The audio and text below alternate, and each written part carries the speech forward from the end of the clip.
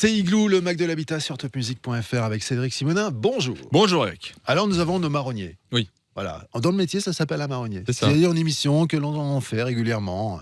Mais évidemment, c'est jamais la même puisque les taux évoluent. Là, on parle des taux. Et les taux se resserrent parfois sur Cédric Simonin. Et pour parler des taux de crédit, de ce marché de l'immobilier, on a invité, comme à chaque fois, The Voice, la voix du courtage. C'est Clément L'Orphelin.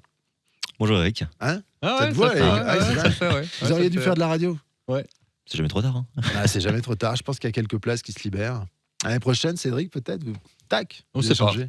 Non. Place aux jeunes. En tout cas, voilà, vous êtes là pour parler des taux. Alors, on va faire un bilan de l'année 2024 et quelques perspectives de l'année 2025. En général, Cédric se plante toujours. Non, c'est pas vrai. Je me suis jamais planté. Mais c'est Il dit vrai. des conneries. Par contre, il réagit au quart de tour. Ah non, je me suis jamais planté. Ouais, mais c'est ce que je dis. Et pour regarder Je toutes vous- les je émissions, vous elles sont sur le taquine. site. En fait, Alors, vous ne vous plantez jamais mais- sur les taux et les perspectives de taux. Et je fais pas payer Mais en plus pourquoi mes médiumnies.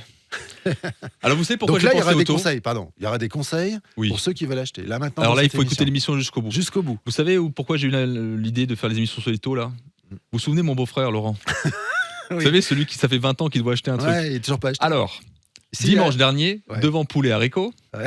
comme d'habitude, Ouais. il me dit Henrik, est-ce que tu crois pas faudrait C'est le moment. acheter là, c'est le moment. J'ai il parle comme entendu. ça avec ce... Il parle avec comme ça, cet accent, c'est l'enfer. ouais. Il Ouais. parle, il croit pas. Ouais, Il parle comme ça. On le avec du comprend à décret, peine. que ça. Ouais. Et puis j'ai entendu dire que les taux baissaient, c'est peut-être le moment d'acheter. Bon, je dis, Et ça fait 20 ans. tu dis tu m'emmerdes, ça fait 20 ans que tu veux acheter, Voilà. Achète, quoi. achète. Mais il est un peu, comme on dit en Alsace, chiculotte. Voilà. Mais bon, il y en a pas mal des beaux-frères qui s'appellent Laurent. Et il y en a Et pas qui mal. achètent pas. Donc spécial dédicace à mon ami, à mon beau-frère Laurent. À chaque fois, il se fait allumer par ses copains quand ils entendent l'émission. On commence tout de suite. Allez, Et on l'invitera bientôt d'ailleurs. Hein. on le fera Ça serait venir. pas mal de On le l'inviter fera venir. pour expliquer pourquoi il achète pas. Alors qu'on c'est n'arrête mauvais. pas de lui donner de bons conseils. Parce qu'il n'a pas de. Bip. Allez. Alors, est-ce qu'on peut avoir une rétrospective de l'année 2024 sur ces fameux taux sur ce marché du crédit immobilier, déjà dans un premier temps? On parle un peu des faits marquants et puis des tendances principales. Ouais, avec Allez, plaisir. go. Alors donc, en début d'année 2024, les taux ont entamé leur décrue, puisque dû à une descente de l'inflation et à un assouplissement des conditions monétaires, on a eu tout au long de l'année des baisses de taux. Donc la Banque Centrale Européenne qui décide des taux directeurs qui sont ensuite répercutés par les banques. On a connu une stagnation de décembre 2023 à juin 2024, alors qu'on avait eu successivement 10 hausses de taux au cours des Concrètement, précédents alors mois. les chiffres, Ouais. ça donnait quoi? Alors, du coup, en début Alors, vous avez d'année, remarqué, Eric, un truc, je vous coupe. En fait, c'est une bonne nouvelle. Et quand Clément vous l'annonce comme ça, j'ai envie de me pendre. Si vous avez juste à sourire, parce qu'on a eu que des hausses de taux, là on a une baisse de taux. Dites-le nous en faisant des claquettes et en faisant un sourire. alors en début d'année, on était à 4,5 en Hey moyenne. Voilà. Ouais, c'est mieux. Voilà. Et là, Allez, c'est aujourd'hui, parti. On peut envoyez. ajouter des trompettes si vous voulez. Et là, on Envoyez. est à 3,35 voilà, sur 25 ans, donc on a une baisse de 1,20 points Ouais, en l'espace de quelques mois. Et après, 1,20 c'est tout. points en un an, c'est ça? mais oui, c'est une bonne nouvelle. C'est une bonne nouvelle. Tous ceux Bah, qui pour- n'avaient pas acheté, on leur a dit il y a quelques années, achetez, les taux sont 1, les taux vont monter. Mon beau-frère, ok. Là, les taux baissent. Les taux baissent et on a Bientôt, aujourd'hui Cédric des Simonin ménages. en showcase. Laissez-le terminer, le pauvre. On va pas finir l'émission. Ouais. On a chaud, c'est pas possible. Non, mais du coup, voilà, on a baissé C'est déjà de fini. 1 à 20. Ouais, et- on passe à du lui, coup, alors. oui. L'émission est terminée. Allez, on Du arrête. coup, Alors, Bon, donc ils les sont à taux ont combien, baissé. les taux Ok. aujourd'hui, on est dans les 3,35, donc ça permet justement à 3,35. des ménages qui pouvaient même pas prétendre à un crédit immobilier en début d'année, d'aujourd'hui, effectivement, pouvoir relancer Mais ça, leur on l'a projet. déjà dit la dernière fois, si je me souviens Mais là, bien. du coup, c'est Ça, encore cette accentué. phrase-là. Ouais, c'est Là, encore baissé. ouais. Hein. Là, c'est encore baissé. Ouais, là, on a 2 bonnes nouvelles en 2 mois. Exactement. Donc ça, c'est Ok. super. Ok, on peut donner, alors, plus sérieusement, parce que Eric, vous n'arrêtez pas de déconner depuis tout à l'heure, ça m'énerve. Est-ce que. On peut voir un peu les conséquences sur le pouvoir d'achat concrètement, parce que les gens disent les taux d'intérêt ont baissé, mais qu'est-ce que ça. Je gagne quoi là-dedans? Ouais. Alors, le réel souci en fait de la hausse des taux, c'est qu'il faut aussi voir les critères que les banques doivent respecter. On a aussi parlé lors de précédentes émissions, le Haut Conseil de stabilité financière qui impose aux banques de ne pas dépasser un taux d'endettement de 35% et une durée de financement de 25 ans. Donc le problème, c'est qu'avec la hausse très rapide des taux sur les dernières années, en début d'année 2024, il y avait plein de ménages qui pourtant étaient solvables, qui ne pouvaient même pas acheter, parce qu'avec des taux à 4,5 sur un bien X, ils étaient tout de suite au-delà des 35%. Donc là, la baisse des taux, ça va permettre de resolvabiliser des ménages qui ne pouvaient pas du tout acheter en début d'année et qui aujourd'hui peuvent effectivement se relancer dans un projet tout à fait cohérent. Ok, donc ça c'est la bonne nouvelle de la fin d'année. on fait une projection sur 2025 ? Ouais. Alors sur 2025, alors selon les différents observateurs qu'on peut avoir, normalement les taux devraient continuer à baisser un petit peu. La ligne de mire, c'est qu'on tende aux 3% sur une durée de 25 ans, voire même un petit peu en dessous pour des très très bons profils. Hein, donc, Bon, et on s'engage sur ce chiffre-là, Cédric ? Non. Ah. Non, et je vais vous dire pourquoi. Je vous donne mon analyse, vous me dites si elle est Ouais. juste. Pas vous, parce que vous n'y connaissez rien. je parle à Clément. Ah, je plaisante. Non, mais j'y connais Je rien, taquin j'assume aujourd'hui. complètement. Je taquin. Imaginons maintenant que la note de la France soit détériorée. OK ? Oui. Les banques vont acheter l'argent plus cher sur les marchés financiers. Donc, s'ils l'achètent plus cher, ils le revendent plus cher. Donc là, il n'y aurait pas de raison, si la note de la France est dégradée, que les taux baissent. il y a en fait plein de facteurs qui vont effectivement influencer D'accord. l'évolution des taux. On a aussi le contexte géopolitique. Voilà. Si on reprend il y a 2 ans, le sujet principal de l'explosion des taux, ça a été l'inflation due à la guerre en Ukraine. Donc il y a effectivement d'autres facteurs qui vont entrer en ligne de compte. Si on regarde par rapport à l'inflation qui aujourd'hui est maîtrisée, voilà, c'est pour ça que je disais selon les observateurs. Donc L'objectif, vous on a- partez sur une diminution, petite diminution alors, en petite 2025. diminution, au et final, Cédric, les non. 3%, on n'y est Ça pas. monte, ça descend, Non, moi je stabilisation. stabilise. Voilà, c'est là où j'allais en venir. Donc, petite diminution jusqu'à 3%, puisqu'aujourd'hui, on est dans les 3,35.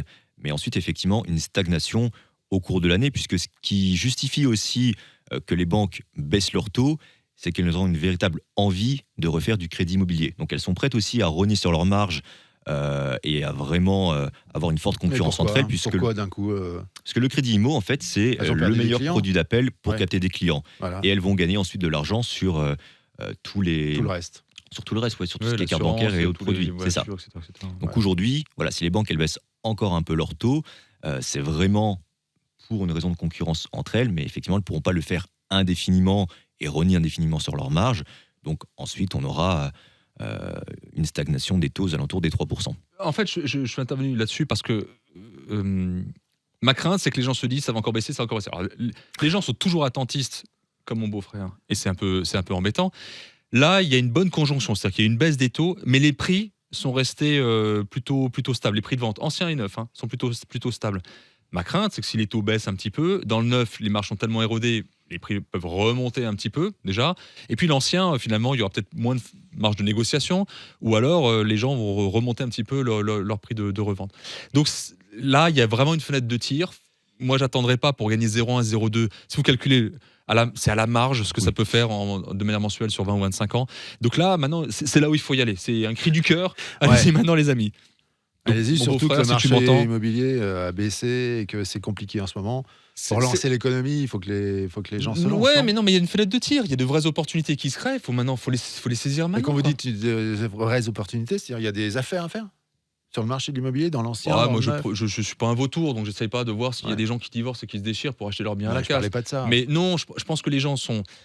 Comme les taux étaient hauts, les gens qui vendaient de l'ancien sont devenus raisonnables sur les prix, ce qu'on ne voyait pas de ces dernières années. Voilà, les ont rajustés au prix du marché. Ouais. Là, il y a les courbes, il y a un alignement là, des planètes. C'est juste, c'est plus. C'est juste. Là, c'est le prix juste. Maintenant, allez-y, foncez. Arrêtez de réfléchir sans 7 ans. Acheter son bien immobilier, c'est se mettre en Bah sécurité. bon, il faut On pouvoir l'a déjà aussi, dit. Bah, s'il peut pas, il peut pas. Oui, évidemment. Ça, c'est- Mais bon, C'est un prérequis. on a dit que comme les taux baissaient ou avaient baissé, il y a plus de gens qui peuvent donc du coup investir, Qui et redeviennent solvables. qui n'y pensent pas forcément. Donc, on a un peu répondu à la question, mais finalement, cette tendance là du niveau de l'évolution des taux, qu'elle aura comme impact s'il est significatif sur le marché 2025 d'après vous?